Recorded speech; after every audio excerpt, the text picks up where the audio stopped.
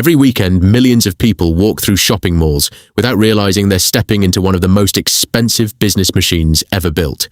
Behind every polished floor, every luxury storefront, every food court, every escalator, someone is making, or losing, millions of dollars. But here's what almost nobody understands. Shopping malls aren't really in the shopping business. They're in the business of controlling human behavior. And once you understand how that works, you'll never look at a mall the same way again. Because behind those glass doors is a world of hidden debt, brutal math, silent psychological warfare, and bets so large that a single wrong decision can wipe out $1 billion in value overnight. This is the story of what it actually takes to own one. From the outside, a mall looks simple. You walk in, you shop, you leave. But that simplicity is an illusion, and it's one of the most expensive illusions in modern business. A large regional mall can cost anywhere from $200 million to over $1 billion to build. Some of the biggest ones on earth have swallowed more than $5 billion before a single customer ever walked through the doors. And here's the part that shocks most people. The building itself is almost never the hardest part. The real challenge is something far more dangerous: predicting human behavior, years in advance, at a scale most businesses never have to think about. A restaurant owner needs a few hundred loyal customers to succeed. A mall owner needs millions of strangers to behave in a very specific, very predictable way for the next 20, 30, even 50 years. Get that prediction right, and you build a machine that prints money for generations. Get it wrong, and you're left with something far more haunting than a failed business. A dead building the size of a small city. Because that's the secret almost nobody talks about. Malls aren't just retail spaces. They're financial instruments, dressed up in marble and glass. And like any financial instrument, they can either compound your wealth or destroy it entirely. So how does someone even begin building one of these giants? It starts long before construction. It starts with a decision so important that it alone can determine whether the entire empire survives or collapses before it's even finished. Long before a single brick is laid, the real battle for a shopping mall's future is already being fought, quietly, in spreadsheets and zoning offices, far from public eyes. It starts with land, but not just any land. Developers spend months, sometimes years, studying population density, income levels, traffic flow, and something most people never consider: where a city is going to grow next. Because here's the brutal truth of mall economics. You're not building for today's neighborhood. You're gambling on what that neighborhood will look like 15 years from now. Get the location wrong, and no amount of luxury brands, no amount of marketing, no amount of money can save you. There are shopping centers sitting half empty right now, not because the stores were bad, not because the design was bad, but because a highway was rerouted or a new development pulled the population 2 miles in the wrong direction. 2 miles. That's often the difference between a thriving mall and a financial disaster. Before construction even begins, developers commission traffic studies, economic forecasts, and government approvals that can take years to secure. They negotiate with cities for tax incentives, because a mall doesn't just sell products. It becomes a source of jobs, tax revenue, and civic pride. Cities want them. And that gives developers leverage most business owners never get. But that leverage comes with a trap. Because once government money, tax breaks, and public infrastructure get tied to a project, the pressure to succeed multiplies. This isn't just a business anymore. It's a promise made to an entire city. And when that promise breaks, it doesn't just hurt investors, it hurts everyone. So once the land is secured, once the approvals are signed, the real financial nightmare begins. Because now, someone has to actually build the thing. This is where budgets start to break. A shopping mall isn't just a building. It's a small city, engineered to move tens of thousands of people safely, comfortably, and profitably every single day. Structural steel, reinforced concrete, massive glass facades designed to let in natural light without turning the building into a greenhouse. Escalators and elevators that need to move enormous crowds without ever breaking down, because a broken escalator doesn't just annoy customers, it costs sales. Every single hour it's offline. Then there's the invisible infrastructure, the systems nobody photographs for Instagram, but without which the entire building would be uninhabitable. Electrical. Systems built to power hundreds of individual stores, each with their own lighting, refrigeration, and equipment. HVAC systems massive enough to keep an entire indoor city at a comfortable 70 degrees, even when it's 110 outside. Fire suppression systems. Emergency exits engineered down to the second because in a crowd of 50,000 people, chaos can turn deadly in minutes. Security systems monitoring every entrance, every corridor, every parking level, 24 hours a day. And then, parking. It sounds almost boring compared to the rest, but parking alone can consume a staggering percentage of total construction costs. Multi-level parking structures, drainage systems, lighting, security cameras. Because here's a truth most people never think about. If customers can't park, they don't shop. It doesn't matter how beautiful the mall is. By the time construction wraps, a project that started as a $200 million plan has often ballooned by tens, sometimes hundreds of millions more. Costs explode from unexpected soil conditions, permit delays, material price spikes, labor shortages, and the developer is now sitting on a half-built empire, bleeding interest payments on construction loans, with not a single dollar of revenue coming in. This is the moment where mall economics gets brutal. Because now, there's only one way to survive. Someone has to fill this building, and that's when the real business begins. Here's the twist almost nobody sees coming. You, the shopper, are not the mall's real customer. You never were. The real customers are the retail brands themselves. Every store you walk past has signed a lease, and every one of those leases is a carefully calculated bet on how much money can be extracted from your habits, your emotions, and your wallet. This is why anchor tenants matter so much. These are the massive department stores or entertainment brands that occupy the biggest spaces in the mall. Historically, they were offered incredibly cheap rent, sometimes almost free, because their sheer size and reputation pull in enormous foot traffic that benefits every smaller store around them. Anchors are bait. Everything else is the trap, in the best possible sense. Luxury brands pay premium rent for prime, high-visibility locations because they know something most people don't. Placement equals psychology. Position a flagship store near the main entrance and it silently communicates status to everyone walking in. Then there's percentage rent, one of the most brilliant financial tools in mall economics. Instead of just charging a flat monthly rent, mall owners often take a cut of each store's actual sales, which means the mall's success and the store's success become financially tied together. Suddenly, the mall isn't just a landlord. It's a business partner with every incentive to make sure you spend more. But here's where it gets dangerous. An empty storefront isn't just lost income. It's a silent signal to shoppers that something is wrong. Vacant stores create what's known in the industry as a dead zone effect. Foot traffic drops around them, nearby stores suffer, and the entire mall's perceived value starts to erode. One empty store can quietly infect an entire wing of the building, which is why mall owners will sometimes accept a loss just to keep a space occupied. A pop-up shop, a seasonal tenant, anything, because an empty storefront is far more expensive than a discounted one. But leasing is only half the equation, because once the stores are filled, the mall has to make you want to stay. And that's when the psychology begins.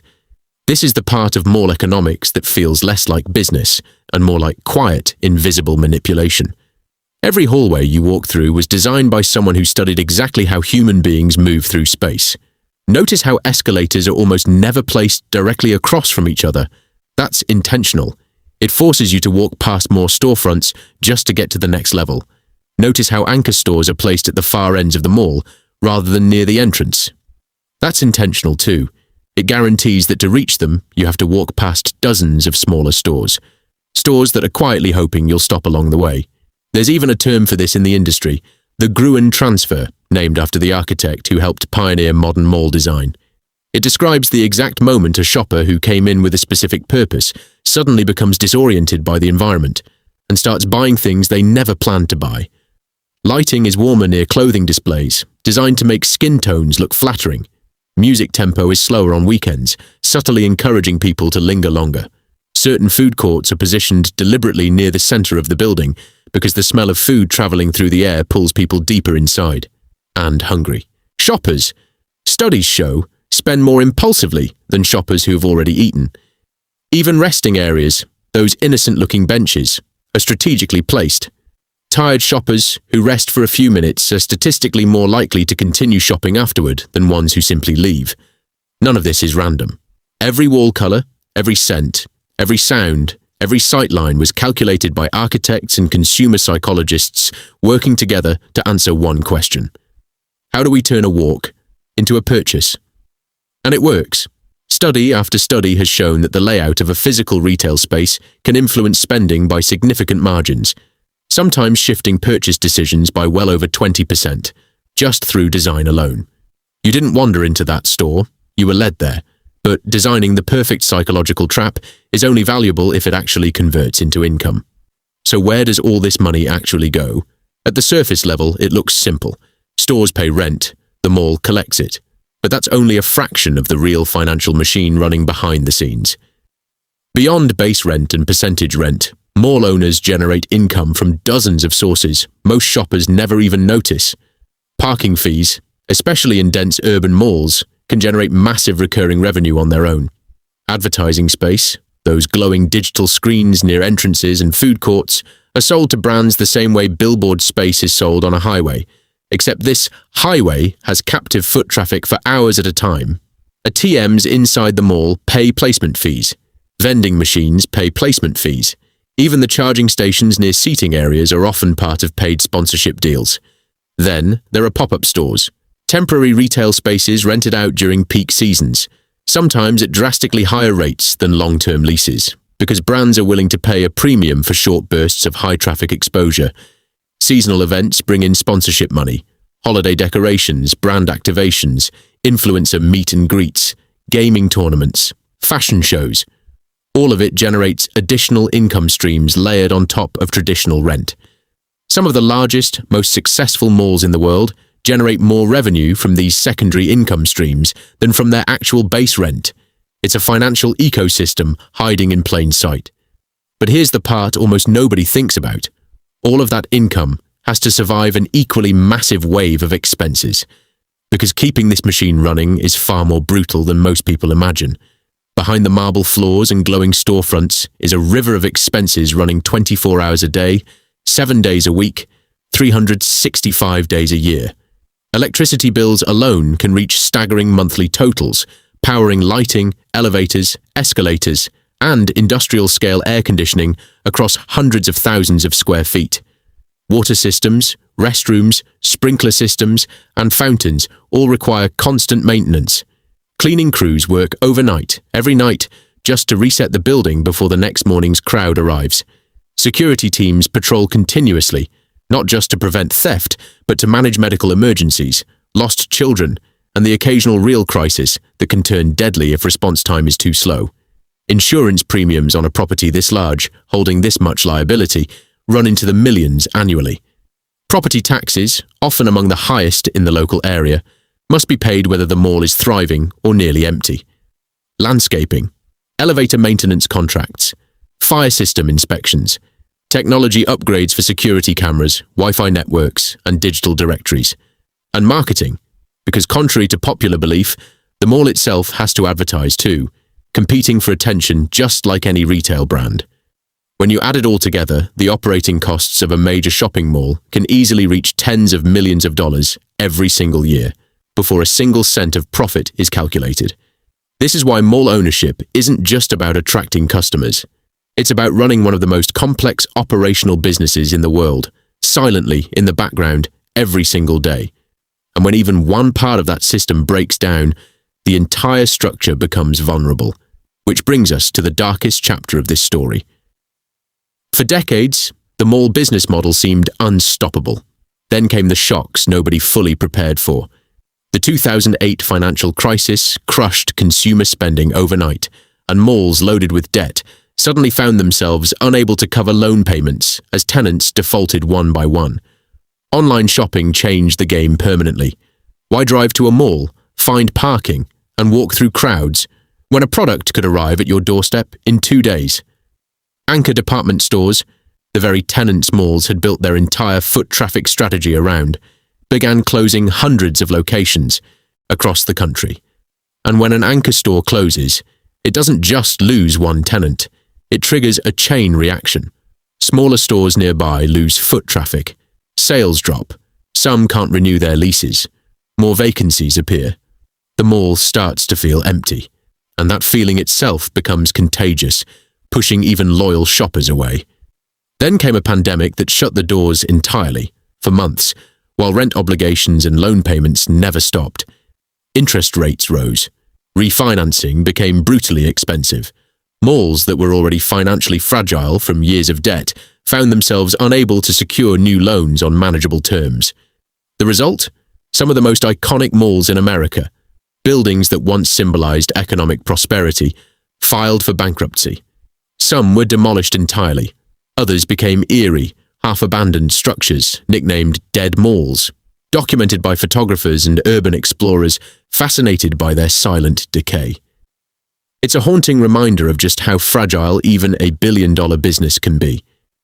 But here's what's fascinating. While hundreds of malls were dying, a select few weren't just surviving. They were thriving harder than ever before. So what did they do differently? The malls that survived, and even flourished during this brutal era of retail disruption, all made the same discovery. They stopped trying to compete with online shopping on convenience, because they could never win that fight. Instead, they leaned into something the internet could never replicate. Experience.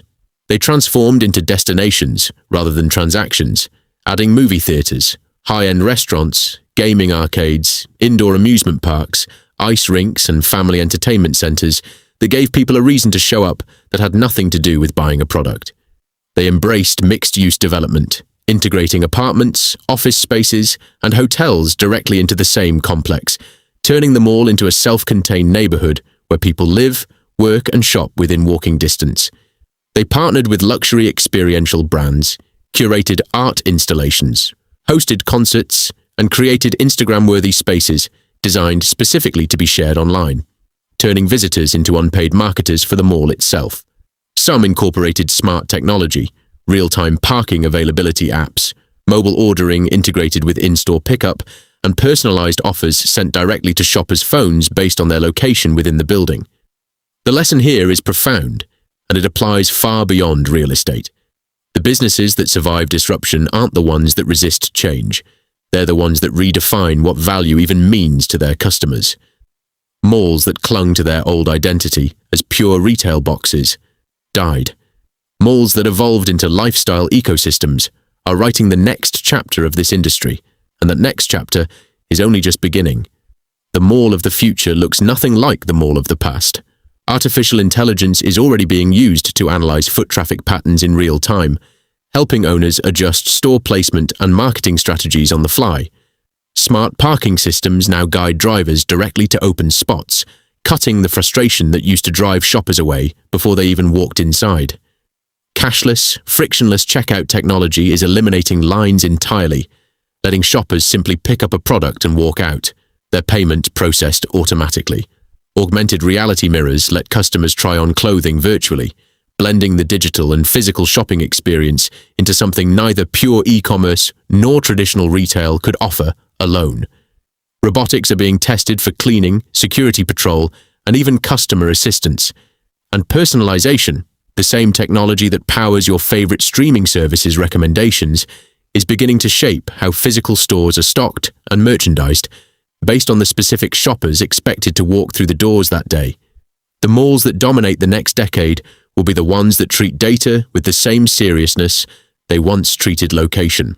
The malls that disappear will be the ones still trying to sell the same experience they were selling in 1995. Because here's the surprising lesson buried inside this entire billion-dollar industry, a lesson that applies to any entrepreneur, in any business, anywhere in the world.